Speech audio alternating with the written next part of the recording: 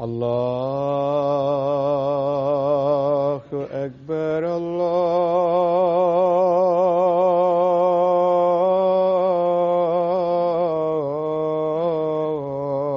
الله أكبر الله أكبر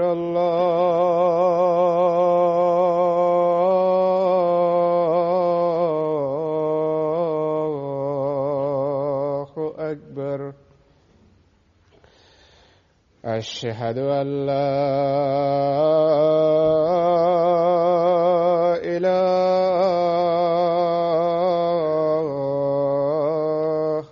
إلا الله. أشهد أن لا إله إلا الله. أشهد أن محمدًا رسول الله.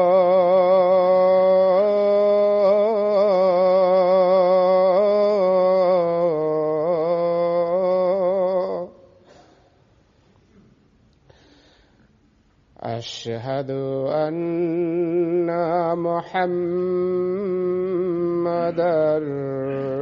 رسول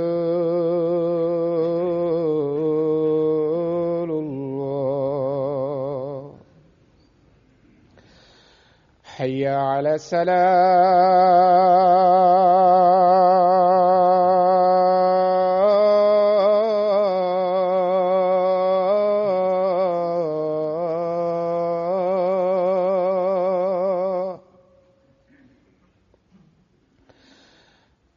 حي على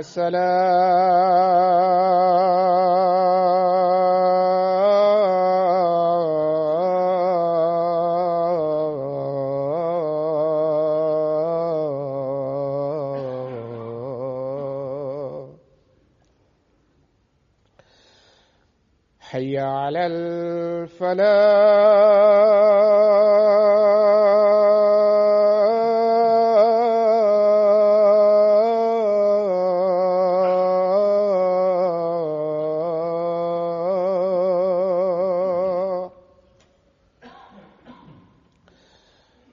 حي على الفلاح.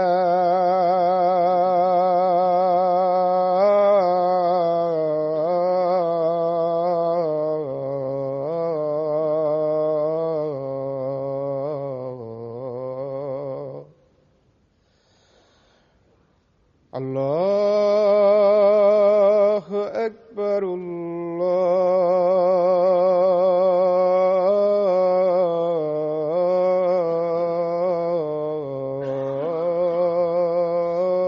الله أكبر.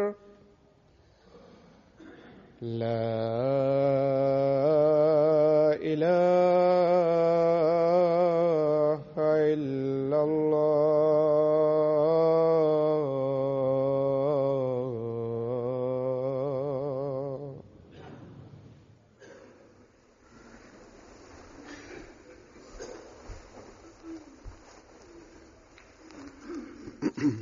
السلام عليكم ورحمة الله.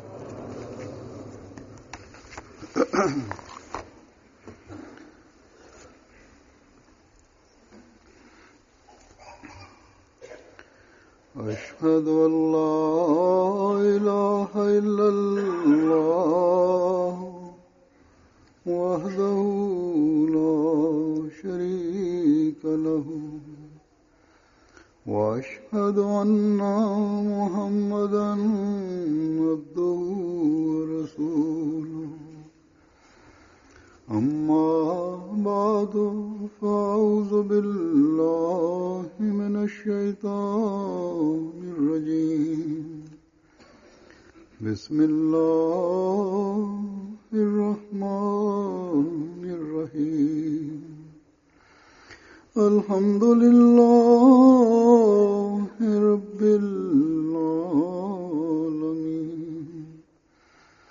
الرحمن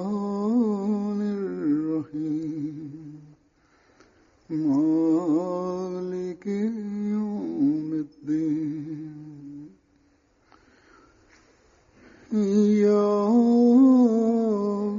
نعبد وإياك نستعين اهدنا الصراط المستقيم صراط الذين أنعمت عليهم غير المغضوب عليهم ولا الضالين أمن يجيب المضطر إذا دعاه ويكشف السوء ويجعلكم خلفاء الأرض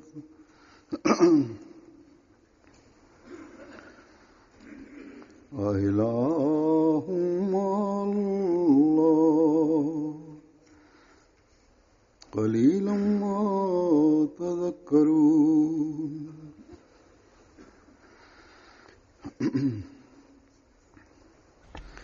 Die Ja, Übersetzung Zeit का तर्जुमा dieser है Verse कि lautet: Wer ist es, der die Gebete jener Menschen hört, die ihn anflehen, und er macht euch zu Nachfolgern auf der Erde? Gibt es jemanden, der ihm gleichkommt? Es sind wenige, die sich ermahnen lassen.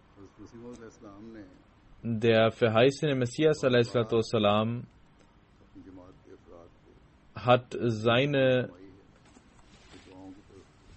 Mitglieder der Jamaat auf unzählige Male darauf hingewiesen, zu beten und Gott anzuflehen.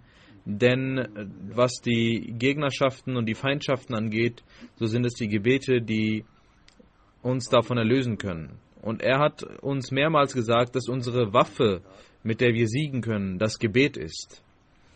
Wenn wir also jeglichen Fortschritt nur durch das Gebet sehen werden und die Feinde auch nur durch Gebete besiegen können, dann muss es uns klar sein, was die Wichtigkeit dieser Gebete ist und wie stark und wie aufmerksam müssen wir in unseren Gebeten und in unseren Bittgebeten denn sein.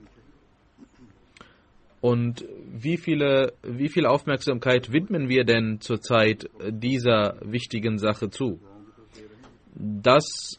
Diese Frage sollte sich jeder von uns stellen, und jeder kann seinen eigenen Zustand selbst bewerten und sich selbst anhand dieser Messlatte vergleichen. Ich habe vor einigen Tagen von einem Freund einen Traum gehört. Er hat mir einen Traum erzählt, dass ich ihm sage, der Ramadan ist sehr schnell vorübergegangen. Ich wollte, dass die Jamaat noch mehr betet. Aber der Ramadan ist so schnell vorbeigegangen. Allah möchte uns auch darauf aufmerksam machen, sicherlich, dass im Ramadan zwar sich um die Gebete gekümmert wird, aber die Menschen danach und nicht mehr sich so sehr kümmern werden, wobei doch die Jamaat so viele Gebete braucht. Denn vor diesem Traum, bevor ich diesen Traum hörte, hatte ich im Herzen diesen Wunsch, und Allah hat mir in meinem Herzen gesagt, dass ich auch nach dem Ramadan die Ahmadis auf die Gebete hinweise. Und dieser Traum unterstützte meine Aufmerksamkeit, und deswegen widmete ich dieser Aufgabe zu. Das ist die Art und Weise Allahs, dass er die gläubigen Menschen recht leitet und dass er auch manchmal durch Freunde oder auch direkt aufmerksam macht, obwohl er das in meinem Herzen auch gesagt hatte. Nach dem Ramadan kümmern wir uns in der Regel nicht mehr so sehr um die Gebete wie während des Ramadan. Die Zustände auf der Welt, der Zustand der muslimischen Gemeinschaft auf der Welt, vor allem die ständige tyrannische Behandlung Israels gegen die Palästinenser, Und gestern gab es einen temporären Waffenstillstand, aber ich habe mitbekommen, dass heute wieder dieser Waffenstillstand aufgelöst wird. Allah weiß, was die Wahrheit ist, aber es wird gesagt, dass die Palästinenser erst angegriffen hätten. Möge Allah diesen Waffenstillstand ewig währen lassen und dieser Krieg möge aufhören. Und wir sehen auch, dass die Muslime untereinander Unrecht antun und sich töten und morden und das auch einen Höhepunkt angenommen hat. Und das größte Unrecht, das von diesen Muslimen kommt, ist, dass sie im Namen Allahs und im Namen des Propheten den Ahmadis Unrecht tun und tyrannisch gegen sie vorgehen und standhaft bleiben wollen in diesem Unrecht und auch Vorwände und Ausreden hervorbringen, warum sie das tun. Auf allen Ebenen und in jeder Hinsicht versuchen sie, den Ahmadis Leid zuzufügen und Unrecht gegen sie zu tun. Und das ist in Pakistan unter dem Einfluss der Mullahs die Praxis einer großen Mehrheit von Nicht-Ahmadis. Und die nächste Generation, die Kinder, bekommen auch diesen Gift mit. Ihre Köpfe sind von diesem Gift erfüllt und von ihren Mündern, auch von den Mündern der Kinder, die überhaupt keine Ahnung von Religion haben, die nichts wissen und die auch überhaupt keine Ahnung von Feindschaft und Freundschaft haben. Sie sagen, die Ahmadis sind Kafir und man darf sie töten. In den Schulen wird mit Ahmadi-Lehrern von den Schülern so umgegangen, weil er ein Ahmadi ist, können die Schüler mit ihm umgehen, wie sie wollen. Sie verbannen sie aus der Schule, sie wollen nicht von ihnen lernen. In den letzten Tagen ist in einem Dorf auch ein solcher Vorfall passiert. Kinder, Schüler und Eltern haben zusammen demonstriert gegen einen Ahmadi-Lehrer und gesagt, dass dieser Lehrer Qadiani ist. Der Schuldirektor oder einer, der etwas Vernunft besaß, sagte ihnen, dass der heilige Prophet Muhammad sallallahu alaihi wasallam doch gesagt hat, dass selbst Sklaven befreit werden können, wenn sie euch lehren und wenn sie euch Lesen beibringen, den Muslimen, dann werden sie frei. Obwohl sie doch, die in diesem Krieg kamen, mit der Absicht, die Muslime zu töten. Daraufhin sagten die Dorfbewohner, das ist richtig, dass der heilige Prophet sallallahu alaihi wasallam den Kuffar das gesagt hat, aber wir glauben nicht daran, weil er ein Qadiani ist und viel schlimmer ist als diese Kafir. Und wir töten ihn ja nicht mal, aber wir dürfen ihn sogar töten. Und diese Art und Weise umzugehen und diese Unverschämtheit nach diesen Ereignissen, die auch passieren, die geht nicht weg, sondern die wird immer größer, die bleibt. Jene Leute, die in Gujranwala Nachbarn von unseren Ahmadi-Häusern waren und in normalen Zeiten mit ihnen redeten und mit ihnen verkehrten, viele von ihnen, als sie diese Häuser sahen, haben sich beteiligt bei diesem Unrecht. Wenn so die Menschen so sehr sinken, dann kann man nur Inna Lillah sagen. Sie sind zum Ende angelangt und in dieser Zeit der Prüfungen müssen wir mehr denn je uns vor Allah niederknien. Sie dürfen niemals in ihren Gebeten schwach werden. Andere Muslime antworten Unrecht mit Unrecht Gewalt mit Gewalt und versuchen, sich so zu rächen. Aber wir sind Menschen, die jedes Unrecht तो हर जुल्म को mit Gebeten beantworten müssen, indem wir vor Allah flehen. अल्लाह ताला के हुजूर भी गिरा दो. Der verheißene Messias a.s. hat in einem seiner Verse gesagt, इस्लाम ने als die Feindschaft ihren Höhepunkt erlangte, versanken wir in unserem Herrn und wendeten uns an ihn. Das ist die Aufgabe, dass wir diesen Zustand in uns entwickeln, dass der Himmel auch aufschreit. Wir müssen jene Gebete an den Tag legen, वो दुआएं करने die eine gleiche Richtung haben. Wir dürfen nicht unterschiedliche Gebete von uns geben. Dieser Verwandte und Freund, der diesen Traum erzählt hat, dass ich ihm sage, dass ich doch noch der Jamaat noch um Gebete aufmerksam machen wollte. जमात से Als Jamaat zu beten, दुआ करवाना das bedeutet, dass man sich von diesen Prüfungen befreien kann. Wenn es unser Wunsch ist, ein jeder von uns wünscht, dass diese Zeit der Prüfungen aufhört, dann müssen wir unsere Gebete und die gemeinschaftlichen Gebete जमाती दुआओं और दुश्मन in eine Richtung lenken, und unsere Richtung muss so sein, dass dass wir uns vor dem Übel des Feindes befreien können. Und um das zu tun और उसके शर से बचने के लिए und je mehr wir beten, desto wichtiger wird es, dass wir das tun. Ich erinnere mich an einen alten Traum, den ich hatte. Den hatte ich auch einmal erwähnt, nämlich, wenn Sie wollen, dass die Zustände der Jamaat schneller besser werden, dann muss die Jamaat als Ganzes ihren Zustand ändern und ihre Gebete für ihn aufrichtig entgegenbringen,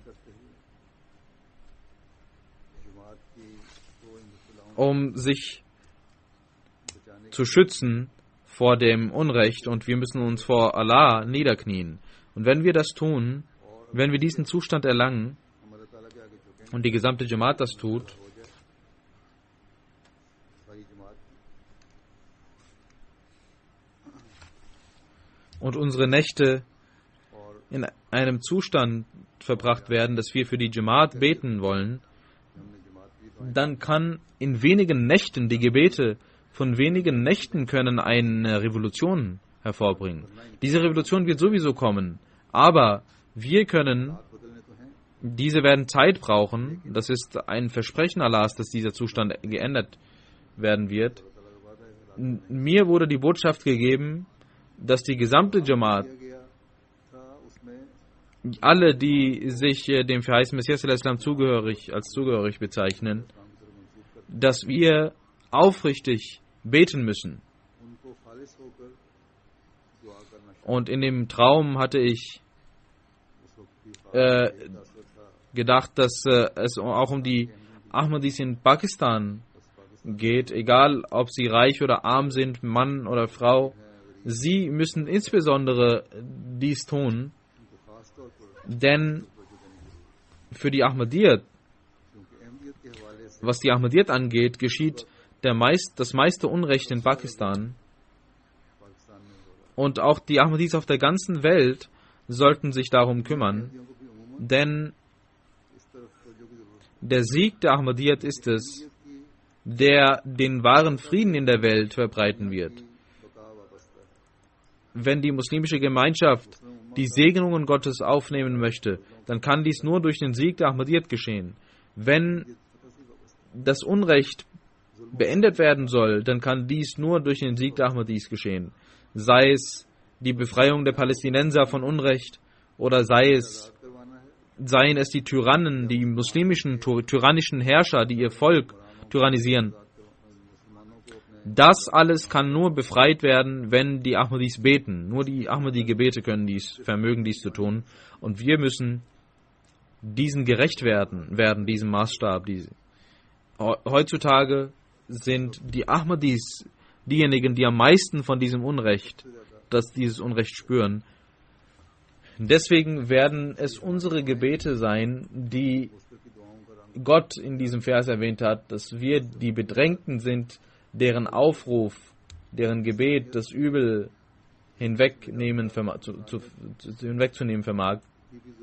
Wir müssen also unsere Verantwortung verstehen. Der verheißene Messias a.s. sagt, dass allein in den Prüfungen die Gebete hervorkommen, und es ist wahr, dass unser Gott nur durch Gebete erkannt werden kann. Wie ich gesagt habe, heute gibt es keinen mehr als die Ahmadis, die diese Prüfung durchmachen. Wer ist es außer den Ahmadis, der von allen Seiten Unrecht erfährt? In muslimischen Ländern sehen wir dies. Die meisten gebildeten oder alle sogar gebildeten Menschen, wie Hazrat Khalifa Masih Sales rahmatullah gesagt hat, das ist eine stumme Zivilisation geworden. Die tun nichts mehr.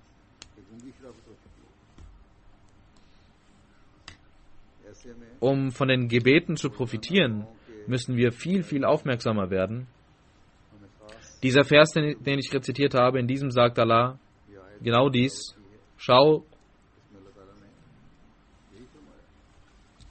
wer ist es, der die Gebete jener erhört, die in Bedrängnis sind? Es ist Allah.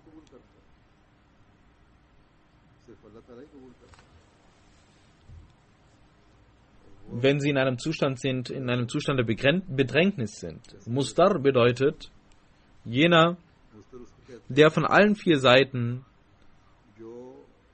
Prüfungen erleiden muss und keinen materiellen Weg sieht, um Erfolg zu haben, und nur einen Weg sieht, nämlich den Weg zu Gott. Allah sagt, das sind die Mustar, die Bedrängten, die zu mir kommen,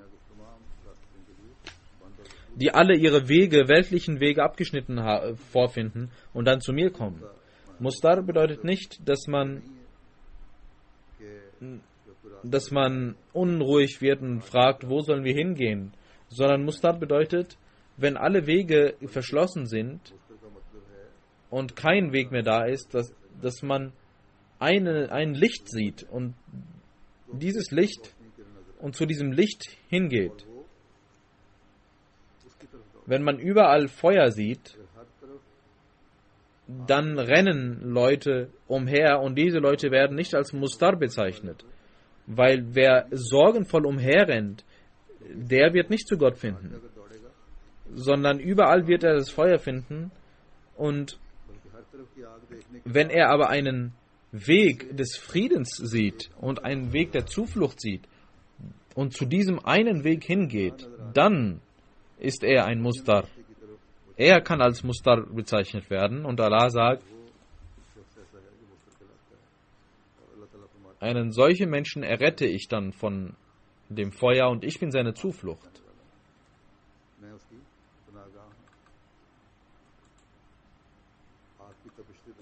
Ich bin der Schatten, der ihm Zuflucht gewährt. Kommt zu mir. Ihr sollt bei mir Zuflucht finden. Ich werde euch von diesen Prüfungen befreien. Ihr sollt mit jener Überzeugung zu mir kommen, dass wir einen Gott haben, der uns vor diesen Prüfungen befreien wird. Dann werde ich euch aufgrund dieser Überzeugung euch von dieser Prüfung befreien, aufgrund eurer Gebete. Wie der verheißene Messias a.s. sagte, es werden sehr eigenartige Dinge für euch in Erfüllung gehen. Wer also zu einem solchen Mustar wird, der keinen anderen als seinen Zufluchtsort sieht als Allah, der keinen anderen als den Befreier von diesen Prüfungen sieht, er ist ein Mustar, ein wahrer Bedrängter, und seine Gebete werden Wunder zeigen. Für die Erhörung der Gebete müssen wir in uns die Überzeugung haben, dass Allah es ist, der uns nützen wird. Es gibt keinen anderen Weg des Lichtes außer Allah. Und wenn dieser Zustand entsteht, dann, wenn dieser Zustand des Mustar entsteht, dann rennt Allah zu diesem Menschen, gemäß seines Versprechens, und löst seine Probleme und seine Prüfungen. Seine Schmerzen lösen sich in Luft auf, seien es persönliche, seien es gemeinschaftliche Jamaat betreffende. Dann sagt Allah, nicht nur dies wird passieren, dass er das Übel hinwegnimmt und dass damit die Sache getan ist. Nein, die Preise von Allah sind grenzenlos. Es gibt keine Grenzen und er kann sie wachsen lassen, wie er will. Wenn hier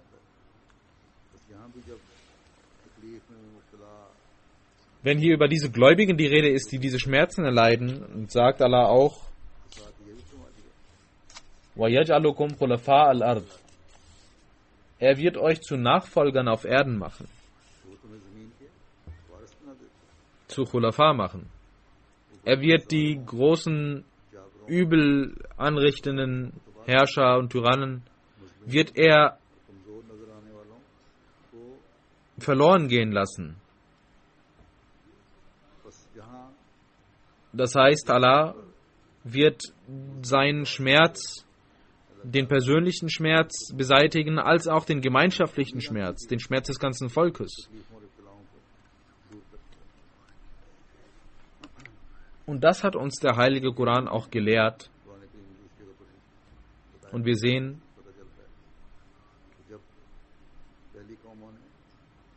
dass die Völker,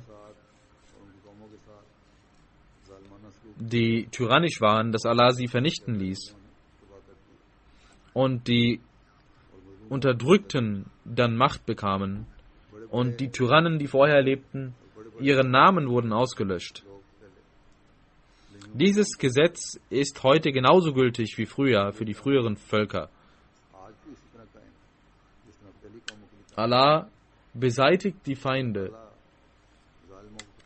Aber wenn derjenige, dem Unrecht getan wird, Dua macht und sagt, dass der Sieg Allahs kommen soll, dann kümmert sich Allah um die Feinde. Diejenigen, die stolz sind auf ihre Macht und auf ihre hohe Anzahl und Unrecht tun, möge Allah ihnen Vernunft geben, sonst wird ihre Macht und ihre Anzahl sie selbst zerstören.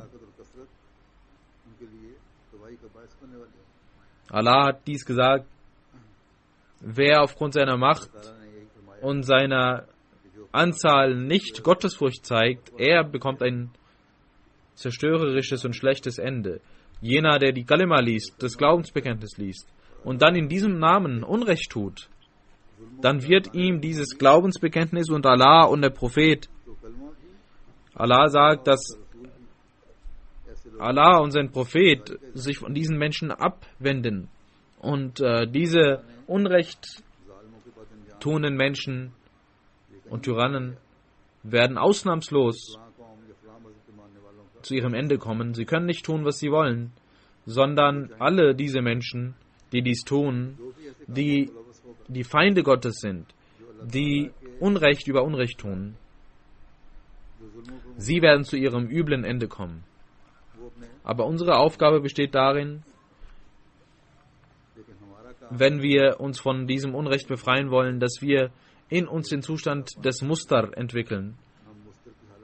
dass wir Allah anflehen, dann schauen Sie, wie Allah zu ihnen फिर देखें herbeieilt. हम में से हर एक कोई हालत पैदा कर Das ist der Zustand, den ein jeder von uns in sich entwickeln muss. Der verheißene Messias ﷺ sagt, ihr sollt wissen, Allah ist unabhängig und hat alles und kann tun, was er möchte.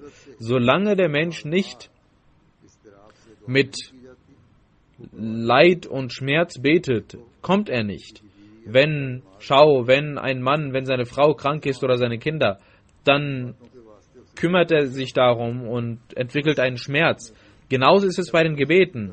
Solange die Gebete nicht schmerzerfüllt sind, sind sie sinnlos, sagt der verheißene Messias. Er sagt, für die Erhörung der Gebete ist das Istirab, diese Aufwühlung der Gebete wichtig. Dieses Istirab, diese Aufwühlung und diese Bedrängnis und diese Aufrichtigkeit müssen wir entwickeln in unseren Gebeten. Der verheißene Messias ﷺ sagt, मुस्लिम और इस्लाम ने das ständige Gebet ist die Bedingung dafür. Wenn wir denken, dass wir im Ramadan gebetet haben und dass das ausreicht, कि हमने dann müssen wir wissen, dass das nicht ausreicht.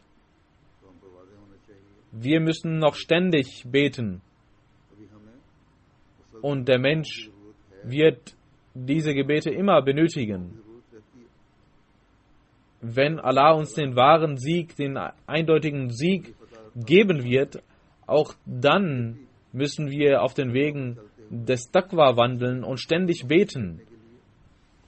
Die Bindung zu Allah darf niemals aufhören und ein Gläubiger kann dies nicht कमी नहीं होनी चाहिए ना एक मोमिन को भी बर्दाश्त कर सकते तकलीफों में भी हम damit leben, dass dies kleiner wird. आसानियों और आसाइशों में भी Wir müssen also sowohl in guten wie auch in schlechten Zeiten Gott anflehen. Ein Gläubiger sagt nicht, dass seine Gebete ausreichen, sondern in jedem Zustand baut er seine Bindung zu Allah auf. Dies ist wichtig. Dieser Glaube und diese Bindung zu Allah ist es, die den Gläubigen auch in normalen, in guten Zeiten ihm auch die Wunder der Gebete gibt. दुआ की कबूलियत के निशानात Der verheißene Messias ﷺ hat an einer Stelle gesagt, ihr sollt wissen, इस्लाम ने एक जगह फरमाया sich vor gottlosen Dingen niederzuknien, heißt sich von Gott abschneiden. Ein Gläubiger kann dies niemals tun, aber aufgrund von Schwächen kann es passieren, dass die Gebete schwach werden und weltliche Dinge eher die Oberhand gewinnen की वजह से oder die Pflichten der Gebete nicht mehr eingehalten werden. Deswegen ist es wichtig, dass wir wissen, dass jeder von uns बस हमें चाहिए seinen Zustand कि हम में से हर एक immer verbessert und immer sich um seinen Zustand kümmert, diesen überprüft, dass wir in unseren persönlichen Problemen nicht so sehr uns verwickeln, कि उन लोगों के लिए दुआओं को dass wir nicht mehr für die Menschen beten, die in großen Problemen aufgrund ihrer Zugehörigkeit zur Jamaat stecken. Jedes Individuum der Jamaat und jedes Dua dieses Individuums, dieser Person, kann die Gnade und die Vergebung Allahs für ihn und gewinnen. Und er muss aufgrund der Attribute Allahs und die Attribute Allahs anrufen. Das wird auch der ganzen Jamaat nützen. In den Ahadith heißt es, dass es 3 Menschen in einer Gemeinschaft, in einer Umma gab. Einmal steckten sie in einem Sturm. Um sich von diesem Sturm zu beschützen, suchten sie Zuflucht in einer Höhle. Und ein Stein kam vor diese Höhle. Und sie konnten nicht mehr heraus aus der Höhle. Sie wollten von einem kleineren Übel befreit werden, aber steckten nun in einem größeren Übel. In einem solchen Zustand ऐसी हालत में konnte weder durch ihre Bemühungen dieser Stein कोशिश से वो पत्थर उगाड़ के मुंह से हटाया जा dort weggehen, noch konnte jemand von draußen kommen, um diesen Stein wegzunehmen. Das war ein Gefängnis, wovon sich zu befreien mit menschlichen Mitteln nicht möglich war. Sie waren sehr bedrängt und waren sehr sorgenerfüllt und sagten, dass es keinen Weg gibt, hier herauszukommen. Nicht, dass wir hier begraben werden. Als sie in diesem Zustand sahen, dass es keinen Weg der Erlösung gab, sagte ein Mensch von ihnen, dass wir beten müssen. Er sagte, kommt, wir beten gemeinsam. Und wir sollten beten, dass wir in unserem Leben, wenn wir irgendeine Tugend für Allah gemacht haben, dann möge Allah diesen Stein wegnehmen. Einer sagte, O Allah, ich liebte eine Verwandte von mir und ich wollte sie heiraten, doch sie wollte nicht. Letzten Endes plante ich gab mein Geld aus, ich bemühte mich, und sie war zufrieden. Und als ich das machen wollte, als ich dann heiraten wollte, sagte sie, als ich nicht heiraten, sondern als ich einen Ehebruch mit ihr machen wollte, sagte sie, du du Diener Allahs, tue dies nicht, weil das dein Herr nicht wünscht. Und ich tat dies nicht. O Allah, wenn ich das für dich getan habe, dann befreie uns von diesem Stein. Der Stein daraufhin bewegte sich ein klein wenig weg, aber es gab immer noch keinen Weg des Entkommens. Der zweite sagte, O Allah, du weißt, ein Arbeiter kam zu mir und er arbeitete für mich. Bevor er seinen Lohn von mir nahm, ging er weg und das waren 9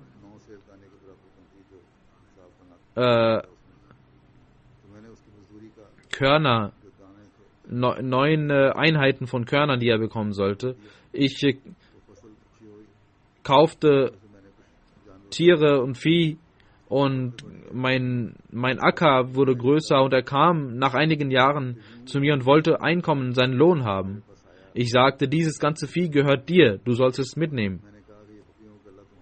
Er nahm dieses ganze Vieh, er sagte, ich komme, um meinen Lohn zu nehmen und du willst mir das alles geben. Ich sagte zu ihm, aufgrund deiner Arbeit habe ich so viel Geschäft gemacht, dass ich so ein großes Vieh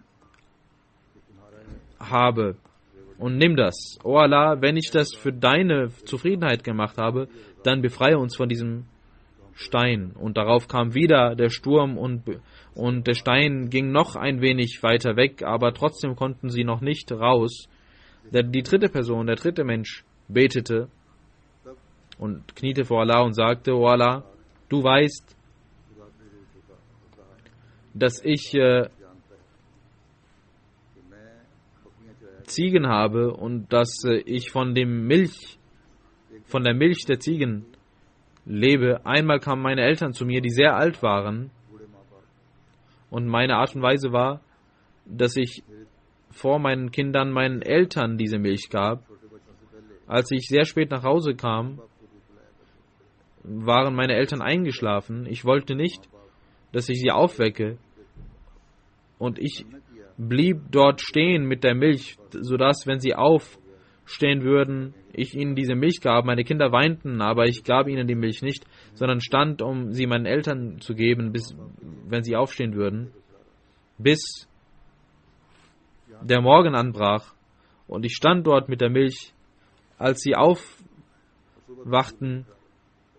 nahmen sie die Milch und dann gab ich sie meinen Kindern und meiner Frau. O Allah, wenn ich das für dich getan habe, für deine Zufriedenheit und für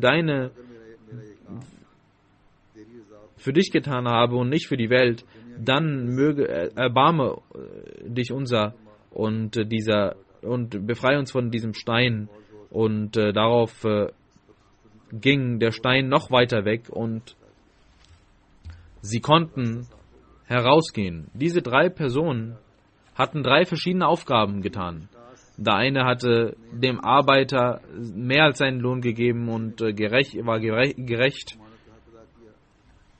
Der andere war gütig zu seinen Eltern.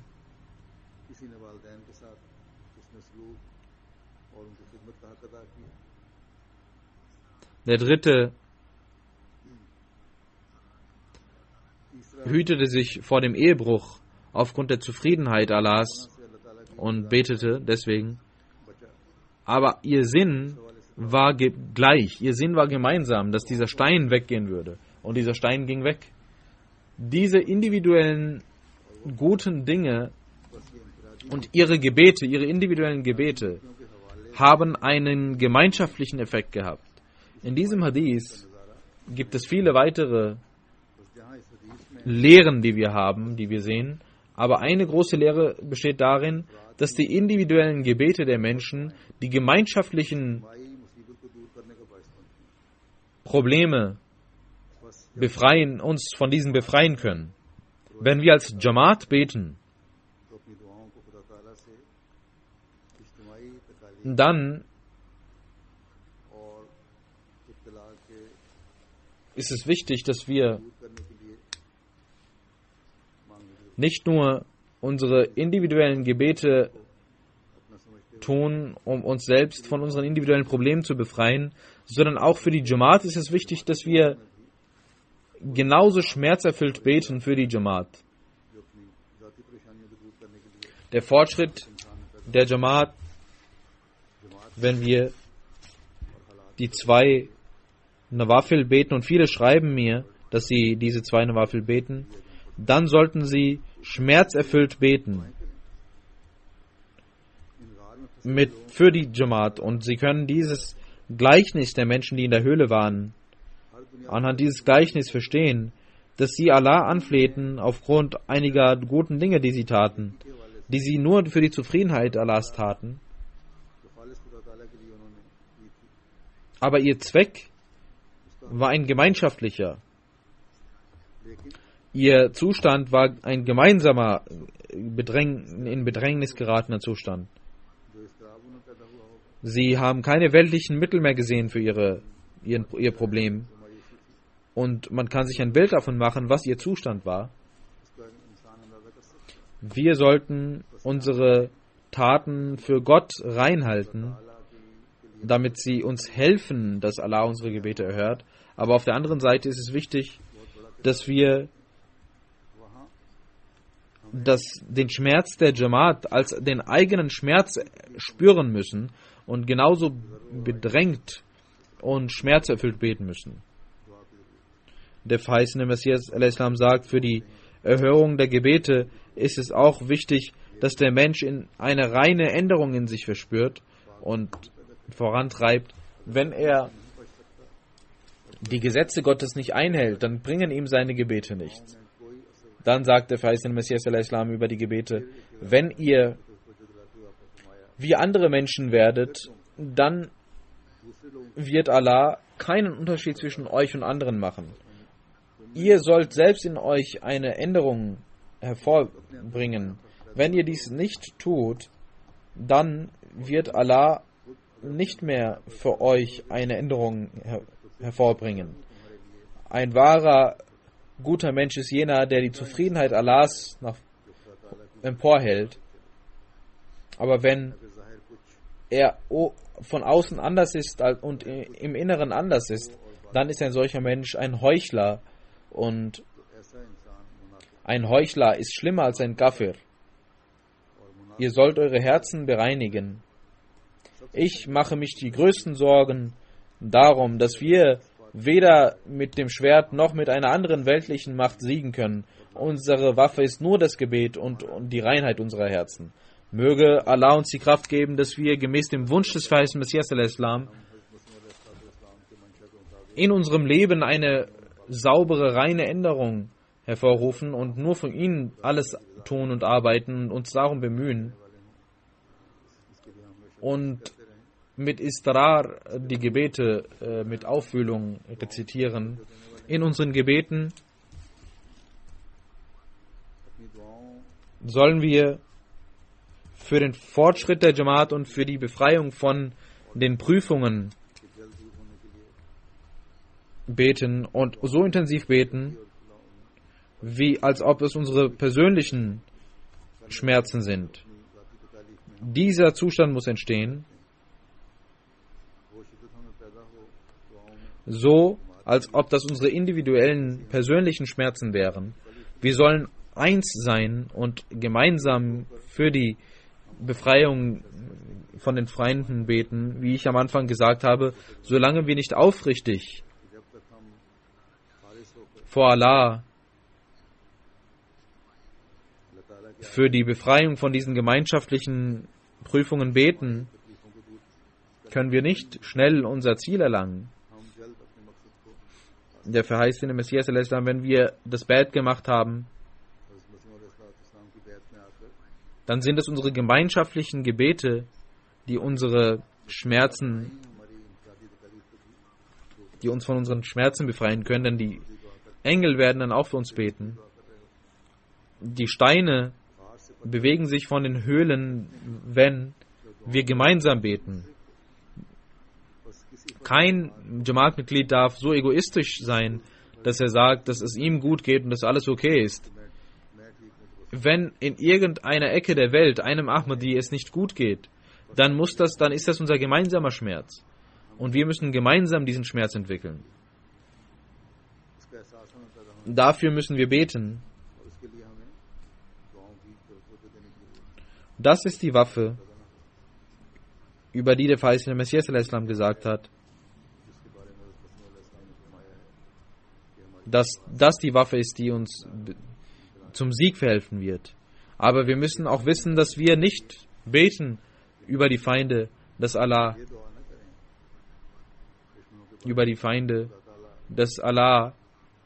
sie straft oder ihnen schwere Strafe gibt, sondern wir sollten beten: O Allah, wenn wir Erfolge wollen, wenn wir wollen, dass unsere Schmerzen befreit werden, dass wir von den Schmerzen befreit werden,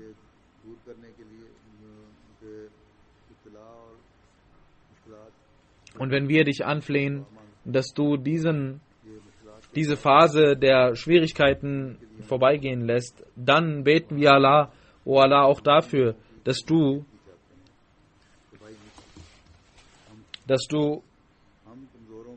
Gutes für diese Menschen tust. Dein Segen und deine Gnade ist es, die wir wünschen. Auch wenn du diesen Menschen in deine Segnung und Gnade aufnimmst und ihnen Rechtleitung gibst, dann ist das eine Sache, die uns freut, die wir uns wünschen und die auch für sie gut ist. Aber wenn es deine Weisheit ist, dass einige das nicht tun können und dass sie zerstört werden müssen, dann befreie uns vor diesen Menschen so, dass der Fortschritt des Islams, der anhand der Ahmadiyyat passieren wird, dass ihr Wesen nicht ein Hindernis sei dafür. Dieses Gebet wird ein Gebet sein für Allah. Das müssen wir beten. Und wir sollten nicht den Feinden etwas Schlechtes wünschen. Möge Allah uns die Kraft geben, die Pflichten zu erfüllen, die uns aufgrund der Gebete auferliegen.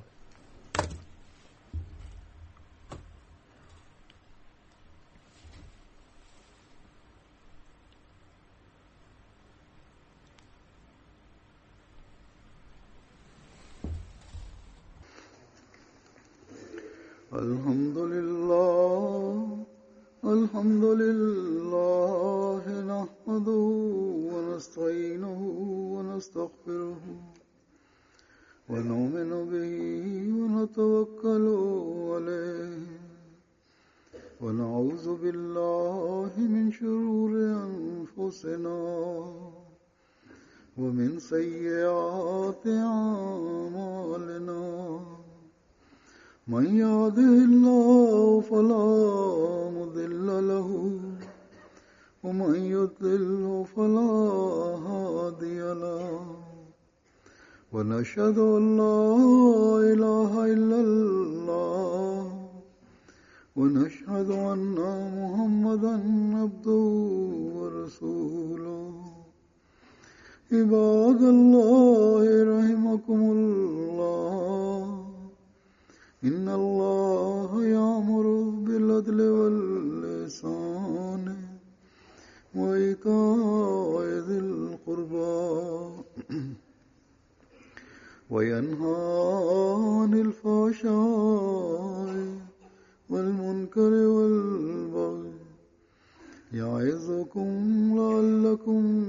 تذكرون اذكروا الله يذكركم وادعوه يستجب لكم ولذكر الله أكبر